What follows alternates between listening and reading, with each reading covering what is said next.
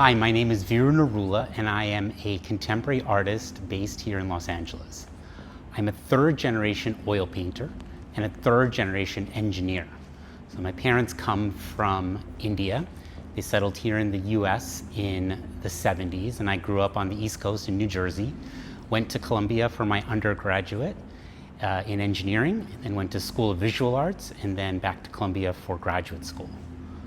What I'm really interested in the 21st century is this central concept of pigment, pixels, and perception.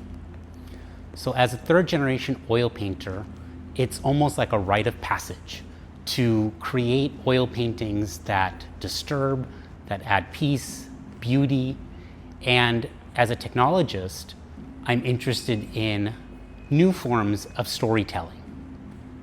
Through these augmented reality, through artificial intelligence, through my own spiritual calling, I'm able to combine figurative, abstract, mixed media, as well as then where we go next for our perception as storytellers. I believe I was called to be a contemporary artist because I'm a spiritual being having a human experience. I think as an artist, you're drawn to the nuances of life, deep feelings, deep perceptions, and it's a platform for one's own consciousness. And ultimately consciousness, which is your thoughts, your expansions. These are the realms in which I want to play. This series, Ocean of Abundance, is in many ways the metaphor for a larger consciousness of, sometimes we think of our own universe in this Big Bang. When I was growing up with a Vedic Hindu background, we learned very early on about multiverses, how there's multiple universes expanding. These days you'll learn about it in Marvel Comics about the multiverse, but the ocean of abundance, this idea that we live in this cosmic ocean and we are just a speck and we can exist on multiple timelines. These are concepts of metaphysics and spirituality that converge that I'm quite fascinated in. I'm interested in technology. I'm interested also in my craft. And my craft as an oil painter is specifically driven by properties of physics, shadow and light, depths, and just traditional, perception. My intention as an artist is to relate to an audience, to not just share my story as an expansive artist, but to remind my viewer of their own spiritual being. And it's called Ocean of Abundance because it's a stage for your own abundance and what's holding you back. What are the limiting beliefs? What are those blocked areas in your life that are holding you back from something greater, something your calling, your greatest manifestation? And so what the stories do is remind us that we're human in this larger ocean of abundance, this larger cosmos, that we are more similar than we are different, but that each of us has its own journey. And there's really no shortcut. You have to just go through it. So for all the city officials or for all the sponsors that we talk to, whether it be bureaucracy, corporate, or nonprofits, one of the wonderful unifiers of this series is this concept of water. It's a metaphor for attracting wealth. It's a metaphor for attracting new beginnings. And that's what we can bring to your organization, your city, your space, is a sense of rebirth. On a personal level, I was always a figurative oil painter, and this series actually was a study of light, water, and the ocean floor. And I did it the month after my daughter was born. And when you become a parent, a piece of your soul is reborn. And I believe we can bring that to your community, to your constituents, is a sense of rebirth with a sense of unity. So the process of engagement with the series of Ocean of Abundance is first an emotional attraction to the colors and the water. And then we have these augmented reality layers on top where you can choose from your own story that you'd like to see projected onto these paintings or sculptures, installations, etc.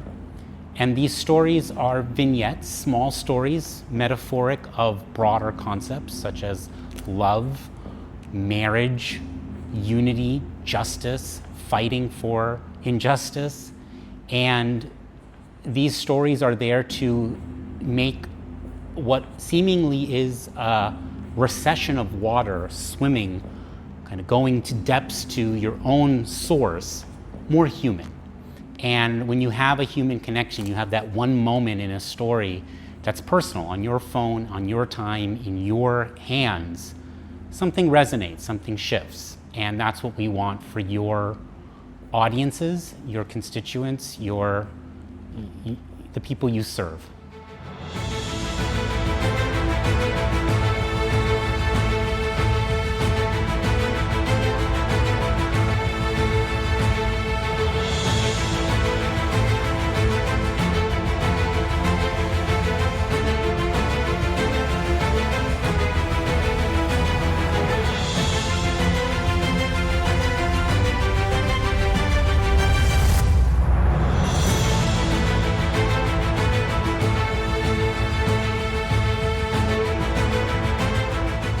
The myth, the legend, Fahad.